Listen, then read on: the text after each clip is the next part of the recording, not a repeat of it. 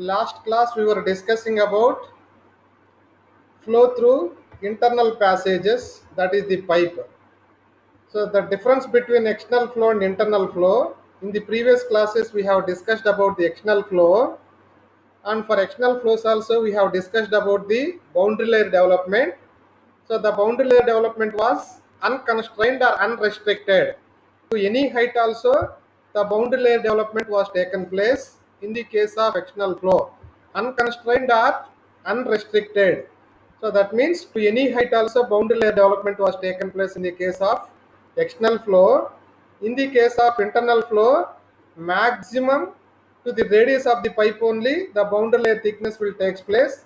Here the development of boundary layer thickness is restricted to a maximum value of radius.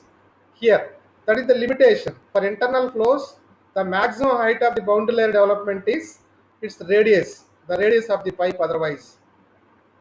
Such limitation is not there in the case of external flows. The words that we have used for external flows are free stream velocity and free stream temperature. Free stream velocity and free stream temperature.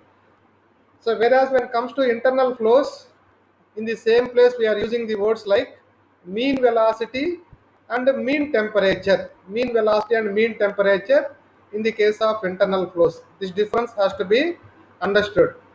So next, in the case of external flows, we have seen the development of laminar flow, and the laminar flow is for external flows. So that was decided based on the estimation of Reynolds number. If Reynolds number is less than 5 into 10 to the power 5, we say that so up to that length of the external surface, the laminar flow continues. If Reynolds number is less than 5 into 10 to the power 5, we say that laminar flow is taken place, and more than this means turbulent flow is taken place over the flat surface. Whereas when it comes to the internal surfaces or internal flows, so the development of entry region and fully developed flow region, we will come across the words. So entry region and fully developed flow regions. What do you mean by entry region and fully developed flow region? When you look at this boundary layer development inside the circular pipes, you can understand it. When it comes to the entry region, so in the total length of the pipeline given, up to some length of the pipeline, there is a continuous change of velocity.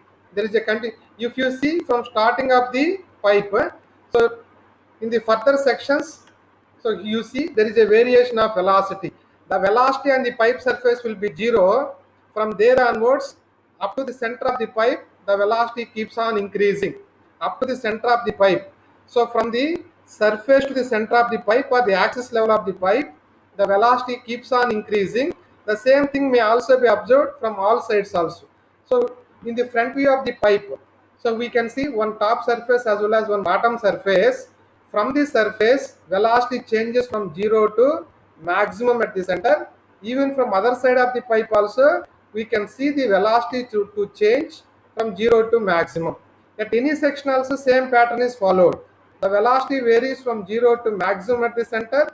Again, from other side of the surface also from 0 to maximum, the velocity changes.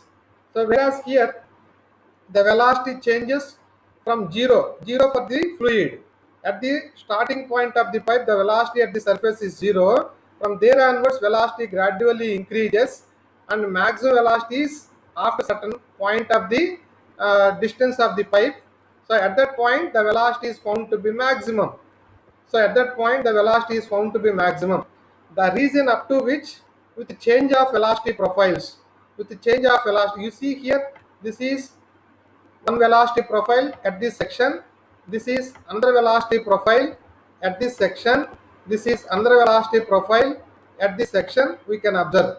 So like that, from section to section, there is a change of velocity profile, and whereas beyond this length, so uniform velocity profiles, zeros at surfaces and maximum at the center, following the parabolic variation. This kind of flow patterns are observed only in the case of fully developed flow region. While differentiating the total length of the pipe flow as entry region flow and fully developed flow region, continuous change of velocity is observed for the flow in the case of entry region. So whereas in the case of fully developed flow region, so uniform flow patterns are maintained for the fluid. So beyond this point, any length the pipe may have, so it will continue with the fully developed flow region, or otherwise with the uniform flow patterns, the flow will continue. Uniform flow patterns means, so the shape will be of like D. The shape will be of like D. So here, this is the shape followed in the entire fully developed flow region. So whereas in the case of entry region, the velocity profile keeps on changing and the velocity varies from 0 at the starting of the pipe and maximum at the end of the entry region. This is what is. So this is the difference between entry region flow and fully developed flow region. In the case of entry region, so continuous change of flow patterns are observed. You see here, this flow pattern is different compared to this flow pattern. Compared to these two flow patterns, the flow pattern here is different. That means velocity variations are different. So such velocity variations will not be seen in the case of fully developed flows. So at any section also, either you take this section here, either you take this section here, or you take this section here, or you take this section here. Anywhere else also, the flow patterns are, they follow this way. Whereas here, different flow patterns are followed in the case of entry region. That is the difference. So for a given diameter of the tube, whether the flow taken place inside is laminar or turbulent to decide, again we use the Reynolds number. Reynolds number equal to rho ud by mu. The velocity to be used here is mean velocity. Mean velocity means average velocity. If you see in the above diagram, so here at this section the velocity varies. At this section the velocity varies from 0 to maximum at the center. Again from the surface to center the velocity varies to a maximum value. If this is converted to some rectangular shape, the same parabolic shape is converted to some rectangular shape, the width of the rectangular shape is considered to be uniform velocity. This is what is the shape. If you convert that parabolic shape into rectangular shape like this, the width of this rectangular shape is known to be uniform velocity, that is mean velocity otherwise. So that is what is the velocity you need to substitute the diameter of the pipe, and mu is the dynamic viscosity of the fluid flowing inside of the pipe. If Reynolds number estimate is found to be less than 2300, so throughout the tube the flow follows laminar. So following the laminar flow, whether the flow lies within the entry region or turbulent region to decide, some criteria to be followed. That criteria here is followed is, see here, to decide the length of the entry region for laminar flow, the relation given, this is also available in the data book, 0.05 times into diameter of the tube into Reynolds number, that is estimated. So this is the length up to which, so the flow lies in the entry region flow. The flow lies in the entry region flow. So if if the pipe has the length more than this, we say that we continue with the fully developed flow region. That is what is fully developed flow region. If you take the flow rate through the pipe can be taken as the flow rate through the pipe. So already from fluid mechanics concepts, flow rate can be taken as, that is kg per second, that is equal to rho av. Rho av is the mass flow rate. Rho av is the mass flow rate. Rho av is the mass flow rate. This you have already studied in fluid mechanics. Mass flow rate taking place through any section of the pipe equal to rho a.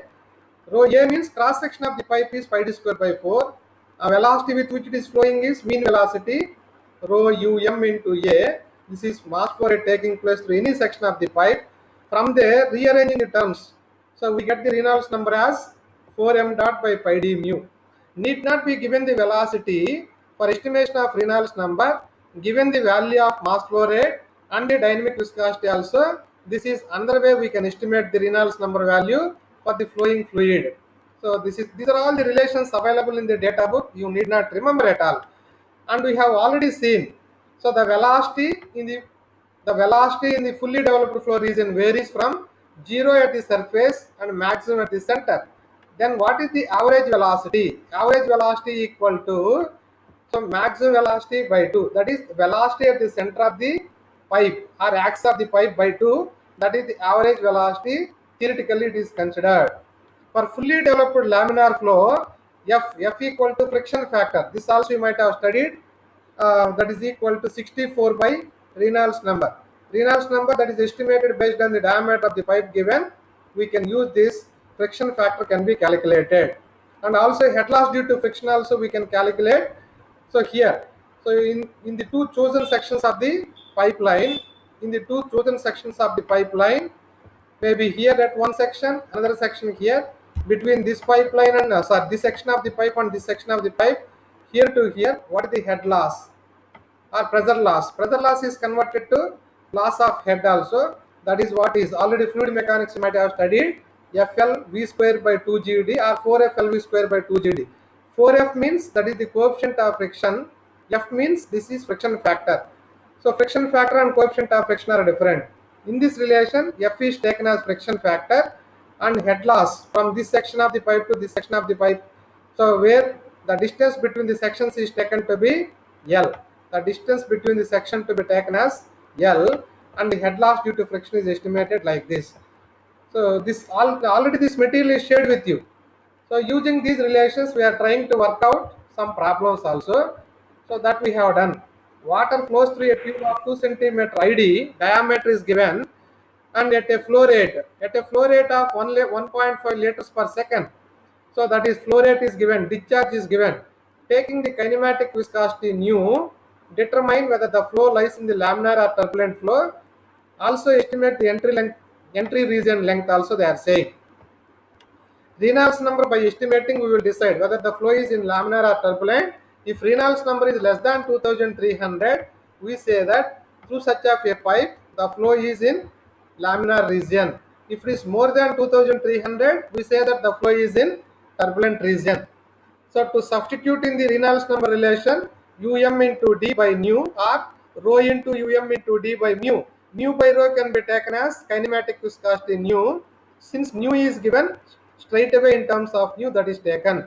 What is average velocity or mean velocity here is, so that is, so volume flow rate Q equal to AV, A into V. So U is required there, mean velocity. So cross sectional area of the pipe is taken. From there we have got what is mean velocity. So that is what is. Then Reynolds number is calculated. Um into D by nu. So um is calculated. From there Reynolds number is calculated, which is found to be of less than 2300. Therefore, through a pipe, the flow is of laminar in nature. Laminar in nature. For the laminar flow, what is the entry region length to find out? The relation is available. This is what is the relation. So then, in a laminar flow for a laminar flow through a pipe, to decide the length of the entry region, this is the relation we have to use. Already is available in the data book. You need not remember anything. So straight away we are taking from the data book. So the data book relation is taken. Xe equal to entry region length for laminar flow equal to 0.05 times d into Reynolds number estimated. So that is what is. So up to 1.592 meters length. So the flow will continue with the entry region conditions, and beyond this length, if any extra length is there, the flow further continues with the fully developed flow region. So there is no guarantee that always the flow takes place through a circular pipe only. Suppose through some non-circular pipes also when the flow is taken place, then to find out the Reynolds number value, where we are using Reynolds number. How do we estimate the Reynolds number? That is equal to mean velocity into d. So if the pipe given is of with a different cross section other than a circular section, then what is the diameter to be used here? The diameter is hydraulic diameter we have to use. So for example, for a rectangular duct means width is different and height is different. For a rectangular section having the width of B, height of H, the hydraulic diameter is calculated as 4 times of cross-sectional area. Cross-sectional area for the rectangular section is B into H. This is perimeter. Perimeter for the rectangular section is 2 into B plus H. Then this is what is the required hydraulic diameter. What is the significance of hydraulic diameter estimation is, we are converting the non-circular sections into an equivalent circular sections of diameter of dh. That we are converting the non-circular sections into circular sections of some fixed diameter. That fixed diameter we are saying it as hydraulic diameter. How do we calculate hydraulic diameter? This is the principle. Similarly, thermal boundary layer development also, if you see, up to some length of the flow, there is a continuous change of temperature also. Beyond this, the temperature, so the temperature will be maximum at the center, sorry, zero at the center, zero at the center. This is what is. So this is fully developed flow region. If you see here also, the temperature profiles are varying in the region of thermal entry region, in the region of fully developed flow region. So no change of profiles are observed for temperature difference.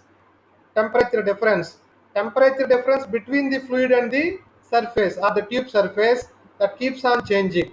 That's value. The difference of temperature at the surface is zero. The difference of temperature at this level is maximum. So at this level is maximum, the difference of temperature. So this is Ts. So the fluid, after sticking to the tube surface, that also will attain the same temperature of the tube, then Ts is same as that of fluid temperature T infinity. At this level Ts equal to, even at this level also, Ts equal to T infinity. At this level, tube surface temperature equal to fluid temperature.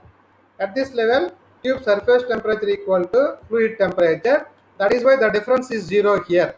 So then gradually, so that changes, and the difference is maximum at the axis of the tube or the pipe, and this is the variation of temperature. And beyond this cross section, the temperature change profile will not change. With uniform profiles, the temperature change will continue for the flow. Only up to this section, the temperature change will keeps on changing. That region of flow we say it as thermal entry region. Beyond this, so the temperature profile doesn't change and the flow continued with that unchanged profiles is known as fully developed flow region. How do you fix it? So in the thermal entry region, so for a laminar flow, how do you decide the thermal entry region? Earlier, so in the hydrodynamic boundary layer, how do you fix the thermal entry? So how do you fix the entry region length means up to here we have considered. Now to fix the thermal entry region, so to the already existing hydrodynamic entry region with the Prandtl number, this is additionally is added as a product. So then we can get the distance, the length of the entry region for thermal boundary layer. So thermal boundary layer entry region can be fixed like that. For fully developed flow, so we are using the temperature. The temperature at any cross section of the pipe is called as bulk temperature. The temperature at any cross section. You see here, so the flow will taking place. So here, the number of fluid molecules occupied at this section. The number of fluid molecules occupied at this section. The number of fluid molecules occupied at this section. The number of fluid molecules occupied at this section. All these molecules are at one temperature. All these molecules are at different temperature. All the molecules at this section are at different temperature. All the molecules at this section are still different temperature. All the molecules at this section are still different temperature. But at a particular section, all the molecules will be at one single temperature. That is what is called as bulk temperature. So this is the bulk temperature or average temperature possessed by all molecules at this section. Suppose if I am considering the total fluid, so that lies from this section to exit of the pipe, from entry of the pipe to exit of the pipe, if this is fully occupied, by the fluid like this, between this section and between this section, entry point of the pipe and exit point of the pipe, if the total fluid occupied is of, this is at a bulk temperature at inlet level. Similarly, at exit level also this is bulk temperature of the fluid at outlet side.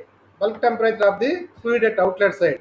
Then what is the temperature we considered for the fluid that is occupied between the entry and exit is bulk mean temperature. Bulk mean temperature, that is equal to TB. TB is calculated as average of bulk temperature at inlet bulk temperature at inlet plus bulk temperature at outlet. Bulk temperature at outlet is TB naught divided by 2 we are taking. This is what is bulk mean temperature. This is the temperature specifies for whole quantity of fluid from entry to exit. From entry to exit, whatever the quantity of fluid that is considered, that is the average temperature of that whole quantity of fluid. If you consider the temperature of the molecules at any particular section, that is called as bulk temperature at that particular section. So this is the bulk temperature at inlet, bulk temperature at outlet. Then what is the mean temperature or bulk temperature for whole molecules from entry to exit? From entry to exit, what is the average temperature of the bulk molecules, that is bulk mean temperature, we call it as TBI plus TB naught by 2. So that is inlet temperature of the molecules plus outlet temperature of the molecules by 2, we take it. So all the properties must be taken for internal flows at bulk mean temperature. This is what is the temperature at which all the fluid properties must be taken. So whereas for external flow, that where we have taken the properties, that is the film temperature. Film temperature we have taken it as, that is neither the temperature of surface nor the temperature of the fluid. Instead, that is taken to be of average of plate and the average of the surface and the fluid temperature. Average surface and fluid. Fluid temperature means, so T infinity, this is which is having contact, and divided by 2. For external flows, you need to take the properties at a film temperature. For internal flows, you need to take the properties at a bulk mean temperature. This is for internal flows. This is for external flows. This difference you must remember. All the relations that are required, you need not remember at all. All can be taken from the data book only. After getting the bulk mean temperature, so then assuming that we know the H value for the given fluid and the contact tube surface H value, then this is the tube surface temperature, this is bulk mean temperature. Bulk mean temperature means that is nothing but TI or TBI, TI plus T naught by 2, that is TI plus T naught by 2, Ti plus T naught by 2, where Ti is the average temperature of the molecules at inlet. Here at this level Ti, at this level Ti or TBI, at this level TB naught. Then what is the average temperature for whole of these molecules? Average temperature that lies between entry region and exit region. Here to here, that is the average temperature for all the molecules is bulk mean temperature. That is what is the TB value we are substituting. So fluid temperature means that is the bulk mean temperature you need to substitute for estimation of heat transfer rate. So once that is known, so we are trying to derive the problems. Estimate the heat transfer coefficient for a laminar fully developed flow. They are given in the problem directly. So the flow is laminar and that lies in the fully developed flow. That means with the uniform velocity profiles, the flow continues and the fluid has the thermal conductivity of 0.175 watt per meter Kelvin. The tube has the diameter of 6 millimeters internal diameter and the tube is at a constant wall temperature. So while the fluid is flowing, constant wall temperature is maintained. Also compute the heat transfer rate between the tube and the fluid for a given length of, the tube length is given as 8 meters. First they have asked you to estimate what is the heat transfer coefficient, then what is the heat transfer rate. What is the heat transfer rate? So H and Q they are asking you to calculate. If the mean temperature between the wall and the fluid is given as 50 degrees, that means straight away they gave the value as Ts minus T bulk mean temperature is given. So that is given as 50 degrees centigrade. So this is what is given as 50 degrees centigrade. Straight away, then what they are asking you to calculate for laminar flow, fully developed flow. In the problem itself they have given, you need to write the flow conditions. Once the problem is given, you need to. So for laminar flow, fully developed fluid conditions, from the data book, And for constant wall temperature also, the Nusselt number relation is taken straight away from the data book. This is already is available in the data book. It is already taken from the data book. Average Nusselt number for fully developed turbulent flow, laminar flow is Hd by K, that is equal to 3.66. Nusselt number value equal to 3.66 straight away. So therefore H value, average heat transfer rate equal to H value, K into 3.66 by D. From there we have got H value as 106.75 watt per meter Kelvin. So this is the first case they have asked, estimating the average heat transfer coefficient.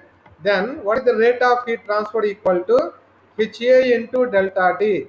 What is A? When the fluid is flowing through a pipe, so having the diameter of D and the length of L, then surface area, how do you calculate? Surface area, internal surface. Since the fluid is internally having contact, means internal surface area is required, that is equal to pi dl. Pi dl into delta T is already given. Delta T means Ts minus Tb is already given. So this is the tube surface temperature minus average temperature of all molecules. So between inlet and outlet is Tb, that we are substituting straight away as 50 Tb, Ts minus Tb. And what is that value we have estimated is 805 watts is dissipated. 805 watts is dissipated. Similarly, other problem also, when you have taken water at 25 degrees centigrade flows through a tube of 50 millimeter diameter. Water temperature is, what is water temperature? T infinite or Tb value flows through a tube of 50 millimeter diameter. The flow rate that will result in Reynolds number of 1600. So the flow rate estimated is the flow rate that will give the Reynolds number value as 1600, which is less than 2300. Therefore, the flow inside the pipe is laminar.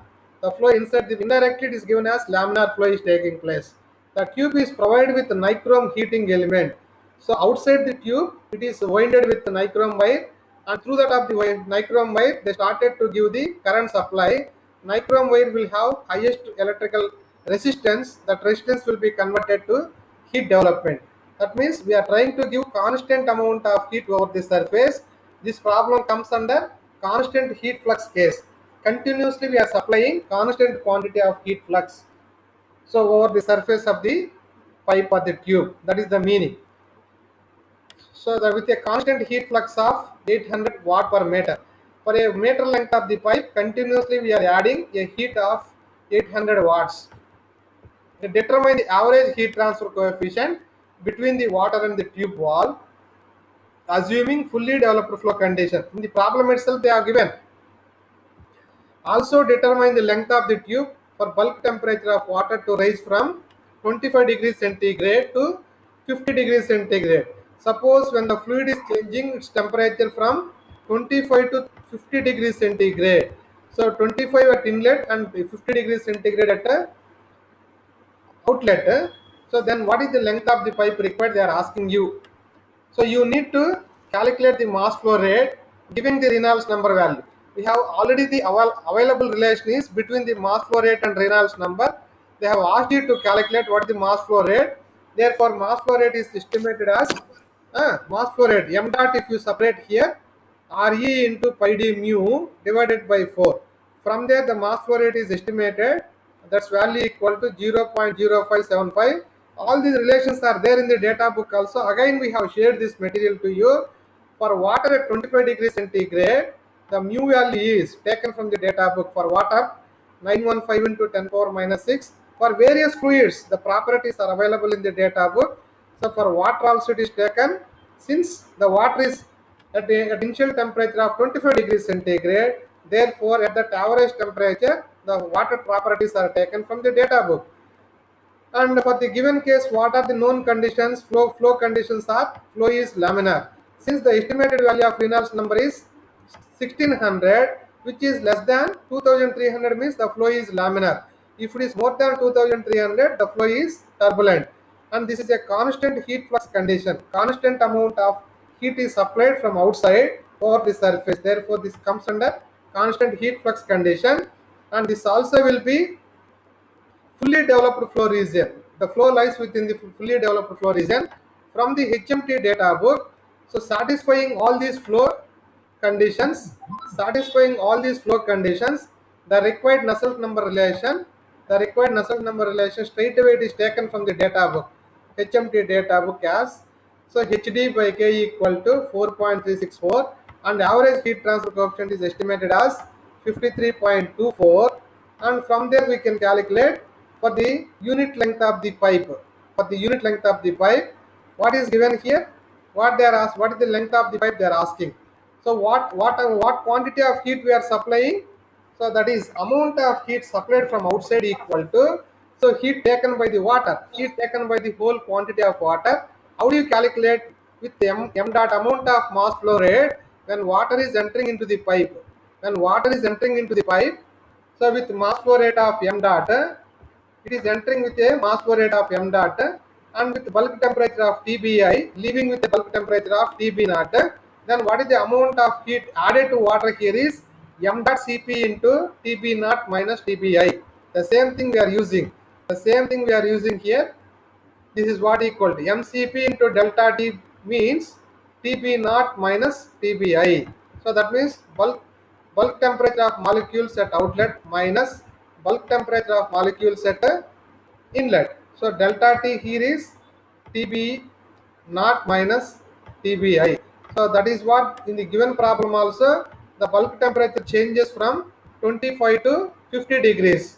While entering the temperature is at 25, while leaving from the pipe the temperature is increased to 50. That means the fluid has received the heat. Fluid got heated up upon receiving the heat from the tube surface. So from there what we have, Q equal to mCp delta T. This also can be written as Q by L into L. So for unit length of the pipe, the amount of heat added is given in the problem as 800 watt per meters. This is what is given. 800 watts is added for every one length of the pipe. So therefore, this is written as Q by L into L, that is equal to mCp into delta T. From here we have got what is the length of the tube as 7.507 meters. 7.507 meters. So that is what is the case. So this is how for internal flows the problems are calculated for water-like fluids. Here. Next, when comes to the turbulent flow,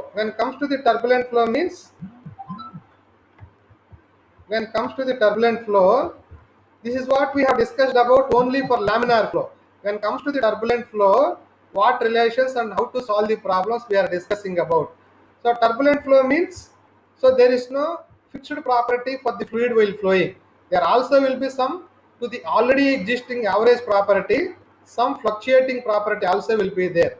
In the case of turbulent flow, so the property will be taken as the sum of average property plus the fluctuating property. The fluctuating property sometimes is also known as eddy property also. Eddy property is the fluctuations are also known as eddies. When do you see these fluctuations means? When the flow enters into turbulent region. Eddy formations also will take place where the fluctuation of property also will be taken place. Those we call them as A dash is, so that is eddy property value or fluctuating property value. So eddy properties are represented by A dash. So fixed property or average property is specified as A dash. In the case of laminar flow, this won't be there. Only in the case of turbulent flow, to the already existing average property, some fluctuating property also will be considered. Then the total property in the case of turbulent flow is sum of the average property and the fluctuating property, that is the total property. So physically that I have shown here. When the average property lies at this level, the fluctuating property above that average level is changing, and the change of fluctuating property has the value lies A dash. Therefore the total property equal to A plus A dash, that is the total property of the fluid in the case of turbulent region. So in the case of laminar flow, this won't be there. The total property is same as that of average property. There was only one property. So that is what we have. For the case of turbulent flow, the relation between Nusselt number, Reynolds number and Frankel number, which we are calling it as Stanton number also, this is equal to F by 8. F by 8, where F is nothing but the friction factor. Friction factor. In terms of coefficient of friction, if you write, that will become F friction factor and the coefficient of friction equal to friction factor equal to coefficient of friction. Coefficient of friction CFX, CF by 4. CF by 4. So this is the relation. That by substituting, we can get the relations. So these are all available in the data book. You need not remember anything else. You need not remember anything else. That is why I am insisting you to keep the data book with you for regularly while solving the problems on convection problems. That is what is. For laminar flow, where Reynolds number equal to less than 2300, friction factor is estimated as 64 by Reynolds number value. Suppose if the Reynolds number is less than 2 into 10 to the power 4, the friction factor for internal flows is estimated as 0.316 into Reynolds number. These are all available in the data book. You need not remember. If Reynolds number for the pipe flow is more than 2 into 10 to the power 4, the friction factor is estimated like this. So that is what is the case. So the friction factor, how to estimate for turbulent flow, all are available in the data book. So simply we can take from the data book and can substitute. This relation is valid for Frankel number equal to 1. For Frankel number equal to 1, other than Frankel number equal to 1, so that is Kalban has proposed some other relation. So Stanton number into Frankel number to the power 2 by 3 equal to F by 8. So that is what is the relation he has proposed. Next, knowing these relations, even for turbulent flow also, how to solve the problems, that also we will discuss about. For turbulent flow, in the case of entry region, turbulent flow with entry region, turbulent flow with entry region, the Nusselt number is considered and estimated using this relation. For fully developed flow region, the Nusselt number is calculated. So that is using the relation. This is what is proposed by Dieter's-Bolter. Dieter's-Bolter, he has proposed this Nusselt number relation. So this is Nusselt number relation for turbulent flow with the fully developed flow region 0.023, Reynolds number to the power 0.8, Frankel number to the power 0.333. So this is what. Using these relations, how to work out the problems, let us solve here. Let us solve here. That is what is our intention. We are working out the problems. So the problem is taken. Water at 50 degrees centigrade enters a 1.5 centimeters. Water at what temperature? Initially at 50 degrees centigrade before entering into the tube, and that passes through a tube of 1.5 centimeters, and the tube has a length of 3 meters, and the water has a flow velocity of 1 meter per second. So basically this is a forced convection problem for internal flows. The tube wall is maintained at a temperature of 90 degrees centigrade, that is Ts. So calculate the heat transfer coefficient and the amount of heat transferred if the water exit temperature is 64 degrees centigrade. So while entering through a tube, that is at 50 degrees centigrade. While leaving from the tube, that is at a temperature of 64 degrees centigrade. This is bulk temperature at inlet is 50, bulk temperature at outlet is 64 degrees centigrade. What is the bulk temperature of the fluid starting from inlet to outlet is bulk mean temperature 50 plus 64 by 2, 57 degrees centigrade. That is the average temperature for the whole quantum of fluid from inlet to outlet. Here to here, the single temperature that can be considered for the fluid is 57 degrees centigrade. 57 degrees centigrade. 57 degree centigrade we have taken.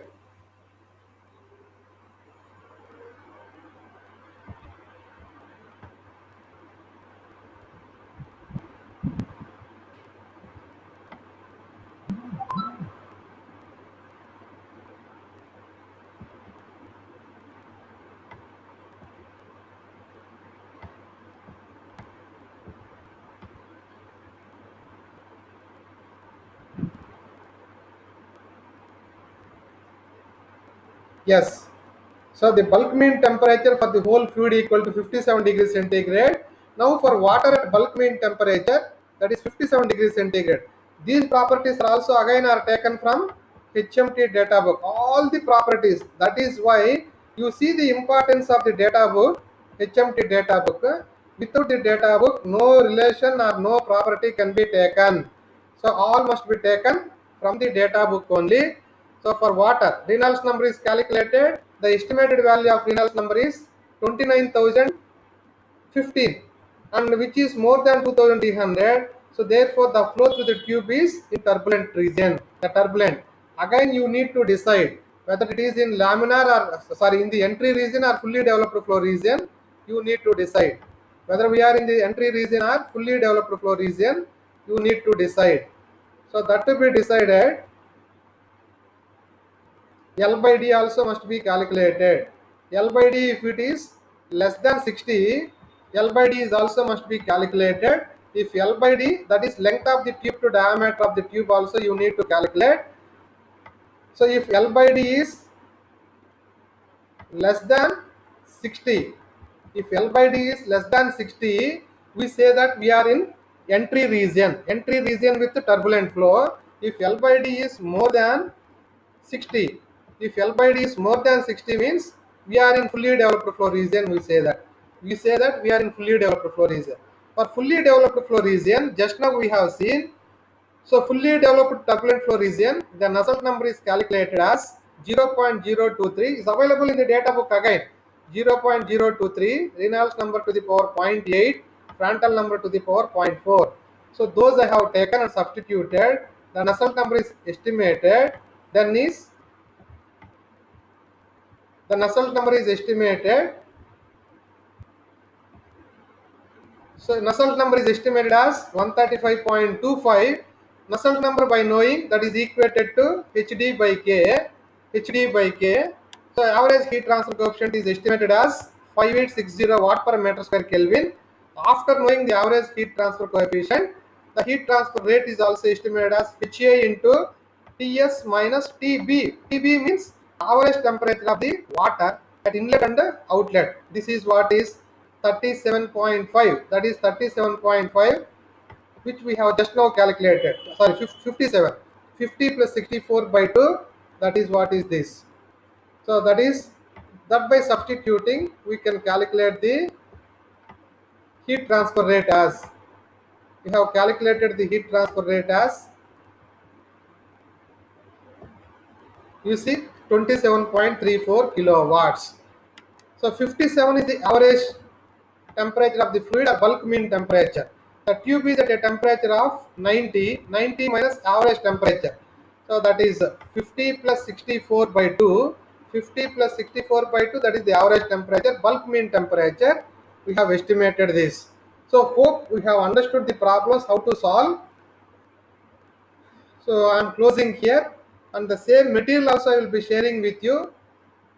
The same material also I am sharing with you. Wait, I will be taking the printout of these participants.